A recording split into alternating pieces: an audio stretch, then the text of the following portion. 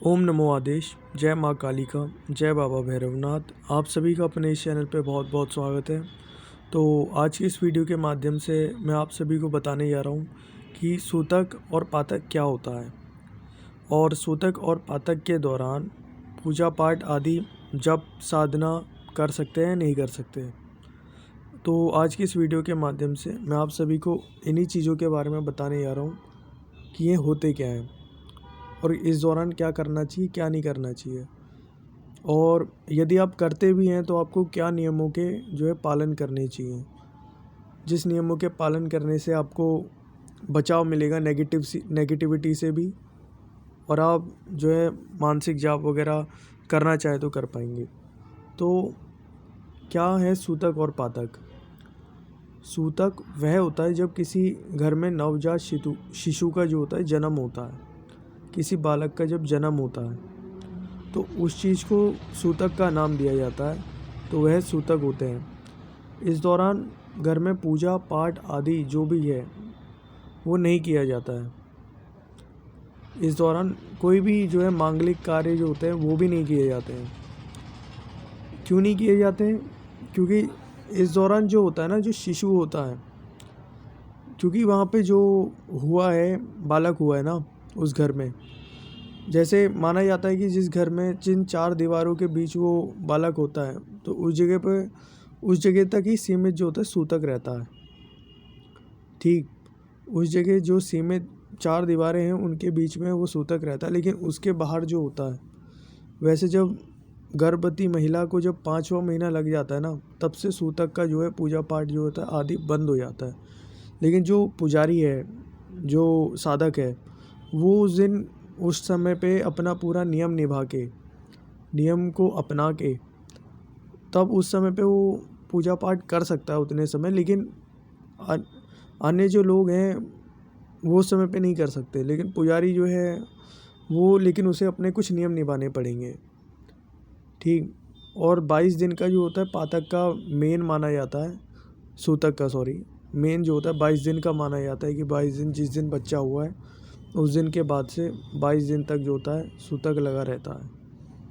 ठीक, तो उस दौरान अगर कोई पुजारी है वो पूरे नियम से नहा धो के गंगा जल आदि से स्नान करके, ठीक, फिर वो तब जाके सूतक में अपनी पूजा पाठ कर सकता है। लेकिन उस समय तक उसे उस घर में जिस जगह पे वो बालक हुआ है, जिस जगह पे वो स्त्री हैं और बालक हैं, उस समय तक वो वहाँ पर ना जाए, निषेध है। ठीक है, उस समय तक वो उस नियमों का पालन निभा ले।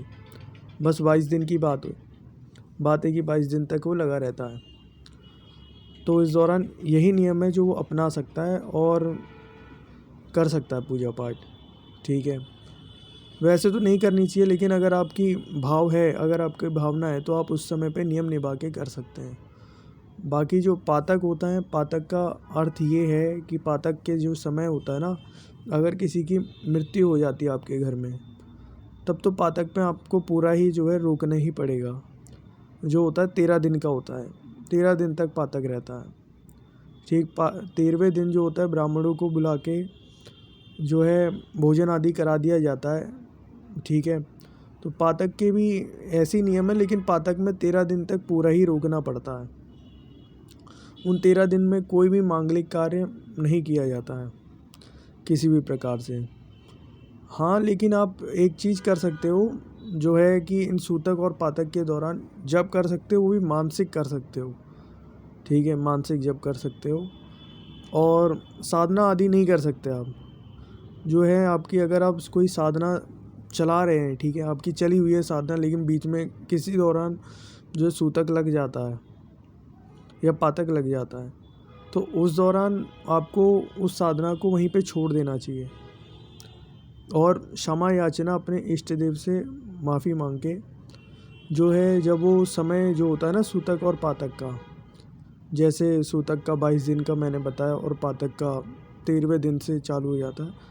13वें दिन से मतलब पातक ख़त्म हो जाता है। तो इस दौरान की साधना कंटिन्यू की जा सकती है अपनी।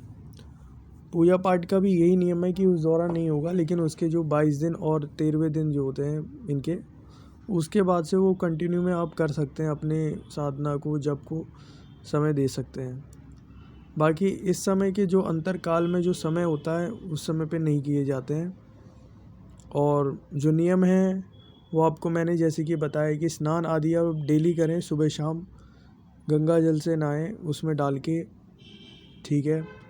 और टच से जो है मतलब मान लो जहाँ पे सूतक है ना या पातक है उस जगह पे बहुत ज़्यादा अगर आप देखा जाए तो जितना हो सके आप उस जगह से बचें, क्योंकि एक साधक पे जो होती है एक पॉजिटिव एनर्जी होती है, ठीक है।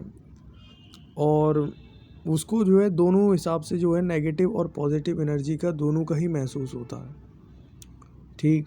दोनों एनर्जीज़ का महसूस होता है, दोनों एनर्जी का उसे प्रभाव होता है, क्योंकि वो सूक्ष्मिक जो होता है ना, सूक्ष्मिक जगत से जुड़ा रहता है वो साधक, ठीक। अगर वो सूतक और पातक का नियम नहीं निभाता है तो इस दौरान क्या होता है कि उसकी जो ऊर्जा होती है, उसके जो वचन होते हैं, जैसे उसने वचन में कोई शक्ति को लिया हुआ रहता है या गुरु ने वचन कराए रहते हैं उसे, तो वो जो शक्ति होती है ना, अगर वो सात्विक शक्ति है, ठीक। अगर सात्विक शक्ति है और नियम का पालन ना हो तो सात्विक शक्तियाँ नाराज़ हो जाती हैं। उस जगह से, जिस जगह सूतक पातक है वहाँ से वो शक्तियाँ चली जाती हैं।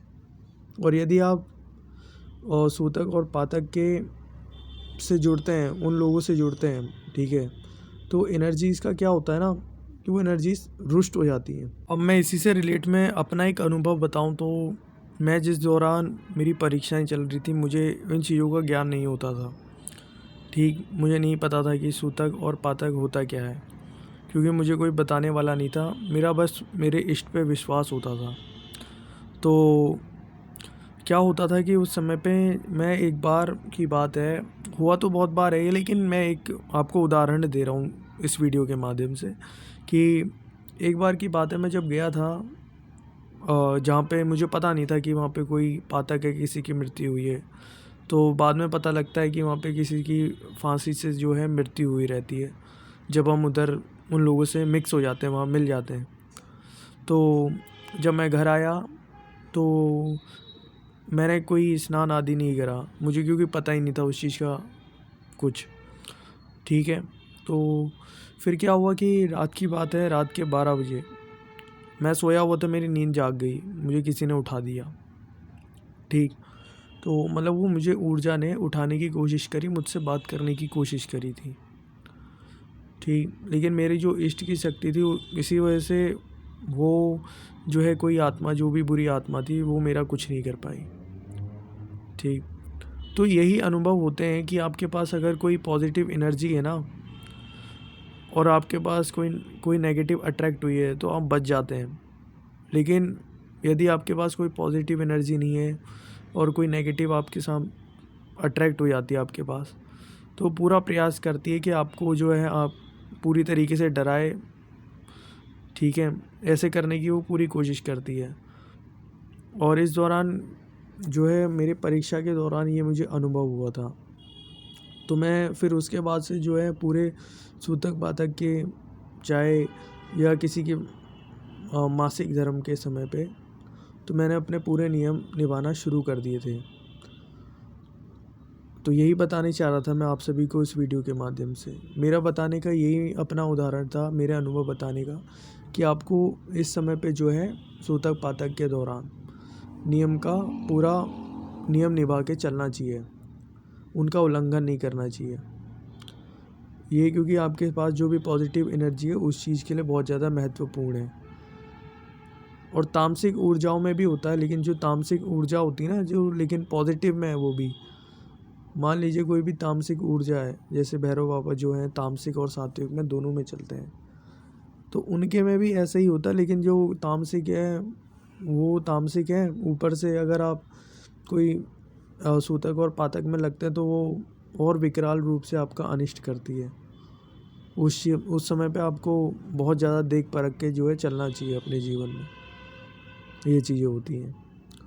तो यही बताने जा रहा था मैं आज की इस वीडियो के माध्यम से कि सूतक पातक होता क्या है और इस दौरान पूजा पाठ करते हैं कि नहीं।